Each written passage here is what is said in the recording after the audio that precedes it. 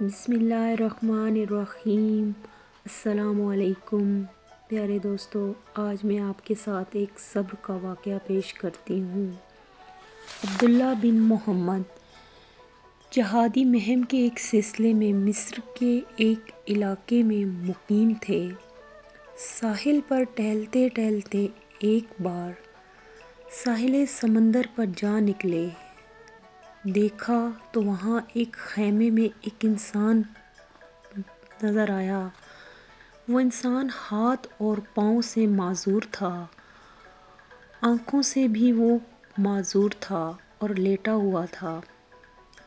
عبداللہ اس شخص کے پاس گئے تو دیکھا کہ اس کی زبان سلامت تھی۔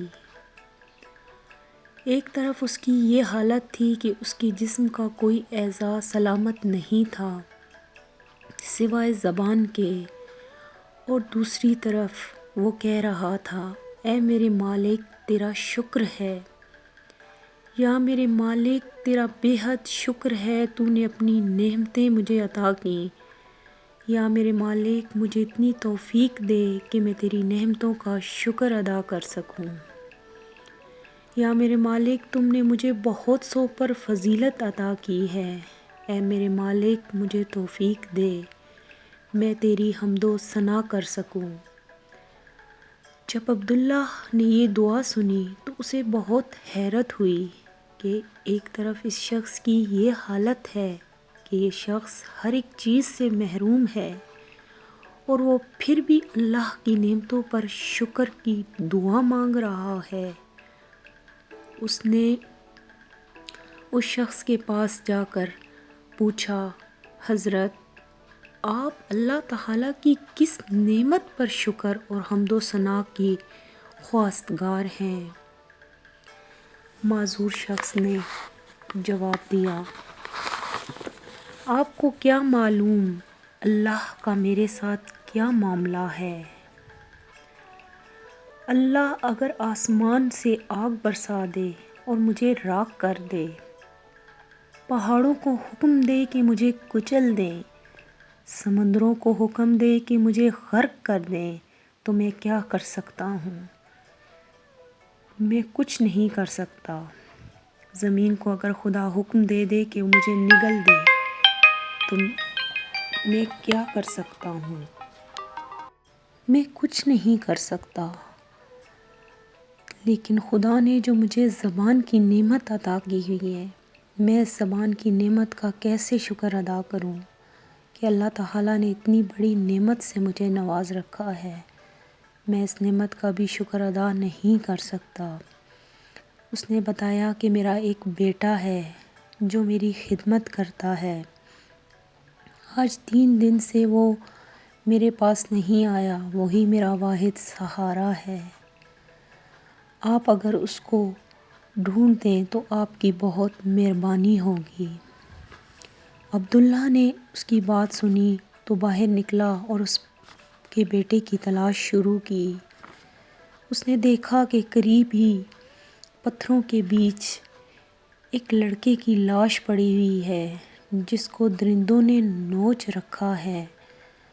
یہ لاش اسی معذور شخص کے بیٹے کی تھی۔ یہ منظر دیکھ کر عبداللہ کی آنکھوں میں آنسو آ گئے۔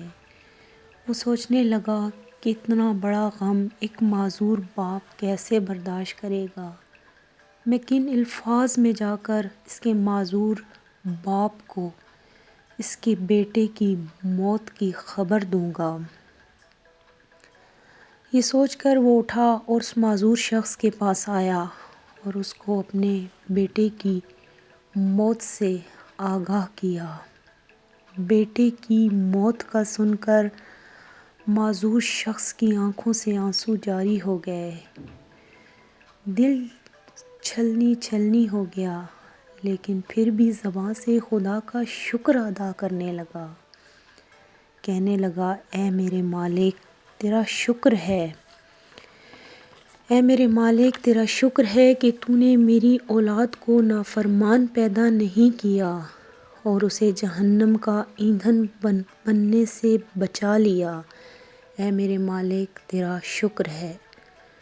اس کے بعد اس نے اِنَّا لِلَّهِ وَإِنَّا إِلَيْهِ راجعون پڑھا اور اس کی روح پرواز کر گئی۔ عبداللہ یہ منظر دیکھ کر رونے لگا اور زاروں قطار رونے لگا۔ اس کے رونے کی آواز سن کر ارد گرد کے لوگ جمع ہو گئے۔ کپڑا اٹھایا میت کے منہ سے تو دیکھا تو سب ایک ہی بولنے لگے، قربان ان آنکھوں پر جنہوں نے کبھی کسی غیر محرم کو نہیں دیکھا۔ کوئی ان کے ہاتھ چومنے لگا، کوئی ان کو بوسہ دینے لگا، کوئی کہنے لگا کہ قربان اس جسم پر جس نے ساری عمر رب کی شکر گزاری میں گزار دی۔ عبداللہ نے پوچھا کہ یہ شخص کون تھا؟ لوگوں نے جواب دیا کہ کیا آپ نہیں جانتے تھے؟ یہ ایک عاشق رسول تھے۔ رات جب عبداللہ سویا تو اس نے خواب میں دیکھا کہ ایک شخص جنت کے باغوں میں سے محلوں پر سیر کر رہا ہے، محلوں کی سیر کر رہا ہے اور جنت کے باغوں کی سیر کر رہا ہے۔ عبداللہ نے پوچھا کیا آپ وہی معذور شخص ہیں؟ تو اس نے جواب دیا جی ہاں میں وہی ہوں۔